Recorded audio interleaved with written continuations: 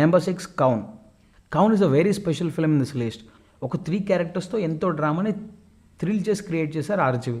Writing స్టేజ్లో guts ఉండాలా ఏ ఫిల్మ్ మేకర్కైనా ఇలాంటి ఒక మూవీని ఆలోచించడానికి. బికాస్ సినిమా మొత్తం ఒకే location and more over just భయం అన్న ఎమోషన్ పెట్టుకొని సినిమా మొత్తం లాగాలి.